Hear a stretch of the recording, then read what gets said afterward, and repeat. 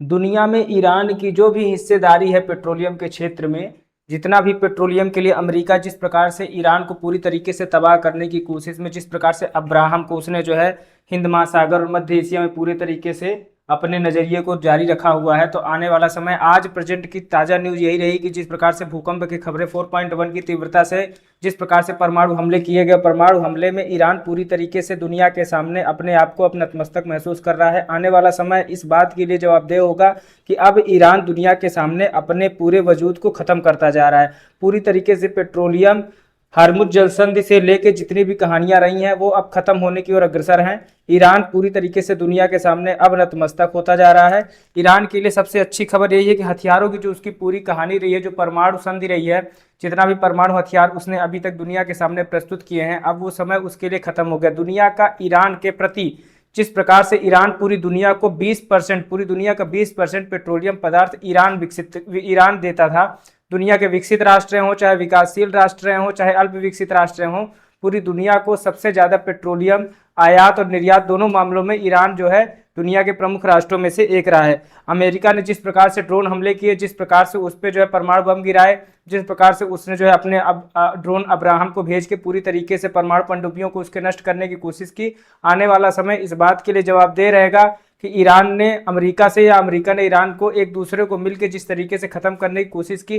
America को पूरी तरीके से व्यापार से मतलब रहा, व्यापार के लिए उसने जो है पूरी तरीके से, चाहे ग्रीनलैंड, अभी ग्रीनलैंड के बाद फिर वेनेजुएला, अब वो पूरी तरीके से ईरान को खत्म करने की ओर अग्रसर है। और ईरान अपने इस ताकत को पूरी तरीके से अमेरिका के सामने नहीं रख पाया और अंततोगत्वा वो पूरी तरीके से इसमें फेल हो गया है। जिस प्रकार से Netanyahu, Israel prime minister Netanyahu अपने दोस्त के साथ मिलकर, दोस्त उनका मुख्य रूप से तो भारतीय प्रधानमंत्री नरेंद्र मोदी जिस प्रकार से अभी इजराइल की यात्रा पे हैं, उन्होंने भी अपनी पूरी सहमति इजराइल के साथ और पूरी दोस्ती इजराइल के साथ दिखाई है। लेकिन हार्मुज जलसंधि के लिए ईरान ने हमेशा भारत का साथ दिया। जिस प्रकार से चाहे वो एयरपोर्ट रहे हों, चाहे वहाँ पे जो है बंदरगाह रहे हों, पूरी तरीके से ईरान ने भारत का भी साथ दिया।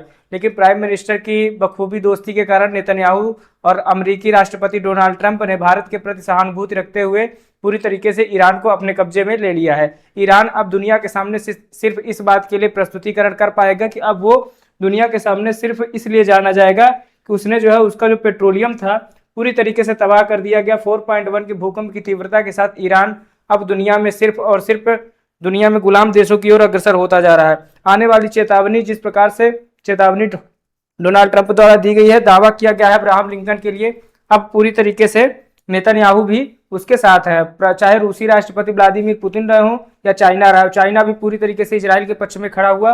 अब इस बात के लिए युद्ध के बीच में जो भी निर्णय होंगे वो सिर्फ इस बात के लिए जवाबदेह होंगे कि अमेरिका किस तरीके से ईरान को पूरी तरीके से बर्बाद करने की ओर अग्रसर हो गया है। अब समस्या इस बात की रही कि चाहे वो इंडिया का ईरान का जो सी रहा है, सी पोर्ट डील रही है, उसके बारे में जिस प्रकार से ईरान ने अपने देश को पूरी तरीके से कटघरे में खड़ा किया, चाहे वो मध्य एशिया रहा हो, चाहे जारदेन पोर्ट रहा हो, चाहे ग्वादर पोर्ट रहा हो, पूरे पोर्ट को उसने जो है पूरे तरीके से अपनी जिद के कारण पूरी तरीके से उसने खत्म कर लिया है। मध्य एशिया में जो भी देश रहे, जो भी चाइना पूरे मध्य एशिया को जिस तरीके से व्यापारिक मार्ग बनाया हुआ है, आने वाला समय इस बात के लिए, और आयोग के क्वेश्चन में भी ये बॉर्डर वाले क्वेश्चन ही देता है कि किस तरीके से जो है पाकिस्तान रहा हो या ईरान रहा हो, मध्य एशिया वाले देशों में ही पूरा खेल दुनिया के सामने प्रस्तुत किया गया था। अब देखिए, जो ग्वादर पोर्ट रहा, चाबहार पोर्ट रहा, दोनों के बीच में ग्वादर पोर्ट और चाबहार पोर्ट, यह है गल्फ ऑफ पर्सिया। यहीं से पूरा खेल, दुनिया का जितना पेट्रोलियम का खेल हुआ है इसी वाले क्षेत्र से, छोटा सा क्षेत्र है लेकिन दुनिया का,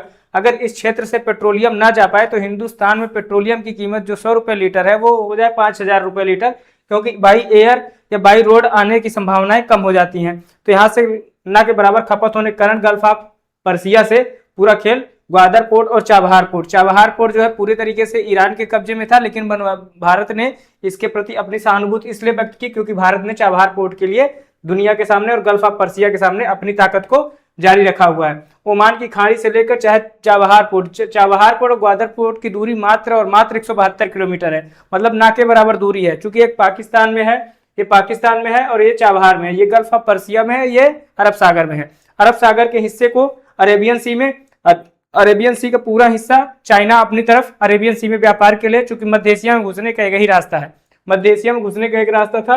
जिस प्रकार से चाबहार पोर्ट ईरान और ग्वादर पोर्ट पाकिस्तान, दो मेजर पोर्ट थे, दोनों को जो है पूरी तरीके से पाकिस्तान अपनी सहानुभूति को दिखाते हुए जिस प्रकार से दोनों पोर्टों में बिना पाकिस्तान के होते हुए भी बिना पाकिस्तान जाए हम दुनिया और मध्य एशिया में व्यापार कर सकते थे, उसके लिए मुख्य रूप से जो ट्रेड और एनर्जी डील हुई थी दोनों देशों के मध्य, वो पूरी तरीके से इकोनॉमी पे असर डाल रही है। लेकिन पाकिस्तान उस इकोनॉमी को उस क्लोज करने की ओर अग्रसर था, लेकिन उसमें वो सफलता नहीं पाया। कुवैत रहा हो, ईरान, ये पूरा ईरान का हिस्सा है। पूरी तरीके से ईरान का ज्यादातर हिस्सा तो रेगिस्तान है, 40 से 45% हिस्सा रेगिस्तान है। यहाँ पे अफगानिस्तान वाला हिस्सा है जहां अभी पाकिस्तान ने हमला किया है, ये पूरा हिस्सा इसके लिए अफगानिस्तान वाला हिस्सा।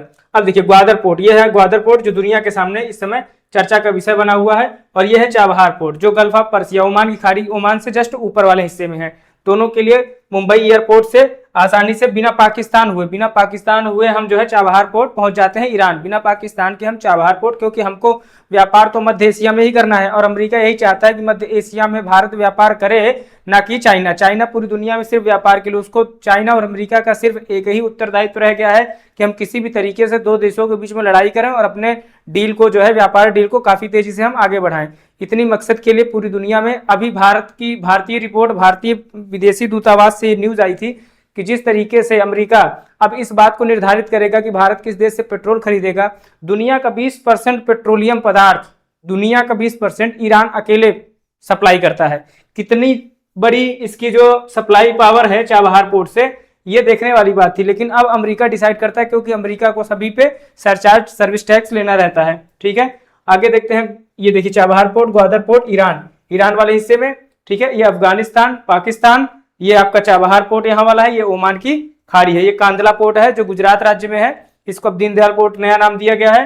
ठीक है, समर्थन जिस प्रकार से रहा है, ये जानने वाली बात यह है कि अब ईरान या भारत अब पूरी तरीके से अपने एक दोस्त को रूप में ईरान को खो चुका है। भारत पूरी तरीके से इजराइल के पक्ष में खड़ा हो गया। भारतीय प्रधानमंत्री नरेंद्र मोदी अभी 6 दिवसीय यात्रा पे इजराइल गए हुए थे। इजराइल में उन्होंने प्रधानमंत्री नेतन्याहू को अपनी पूर्ण समर्थन की पेशकश कर दी है। अगर उन्होंने पूर्ण समर्थन की पेशकश कर दी है तो इसका इस बात के लिए जवाबदेह होना सुनिश्चित हो गया है कि ईरान हमारे लिए अब ज्यादा दिन के लिए दोस्त नहीं रह गया है। ईरान पूरी तरीके से, और ईरान भी पाकिस्तान के प्रति अपनी सहानुभूति दिखाता रहा। इसके कारण भारत जो है अभी जस्ट ईरान इसके पहले जो बांग्लादेश से कई सारे जो हमले हुए थे उसमें ईरान बांग्लादेश के सपोर्ट में खड़ा हुआ, और बांग्लादेश पूरी तरीके से भारत के पक्ष में नहीं था। अभी वो पीसीसीआई द्वारा और आईसीसी द्वारा भारतीय विश्व कप में जो हो रहा था उसमें बाहर भी कर दिया गया। तो आने वाला समय इस बात के लिए सम्मिलित रहेगा कि ये समय ईरान और जिस प्रकार से वहां की जनता के लिए जो भूकंप की घटनाएं आई, जिस प्रकार से परमाणु हमले हुए, जिस प्रकार से अमेरिका परमाणु हमला ईरान पे किया, वो समय के हिसाब से अब आगे नहीं बढ़ पाएगा। दोनों, चाहे अरब सागर रहा हो चाहे हिंद महासागर, दोनों पे भारतीय अपने पोर्ट को जिस प्रकार से, देखिए पोर्ट की जो व्यवस्थाएं रही हैं, जिस प्रकार से ग्वादर पोर्ट और चाबहार पोर्ट पे पूरी दुनिया की लड़ाई रही, और अमेरिका जो है जिस प्रकार से परमाणु हमले किया, आने वाला समय चाइना के लिए, भारत के लिए, रूस के लिए और अमेरिका के लिए व्यापार के लिए काफी दिक्कतें हैं। मध्य एशिया में इनके व्यापार की समस्याएं बढ़ती जाएंगी, और अगर मध्य एशिया में व्यापार नहीं हुआ तो इन देशों की इकोनॉमी, विकसित राष्ट्र हों चाहे विकासशील राष्ट्र हों, इनकी इकोनॉमी पे काफी ज्यादा बड़े मात्रा में असर पड़ेगा। थैंक यू, धन्यवाद, नमस्कार।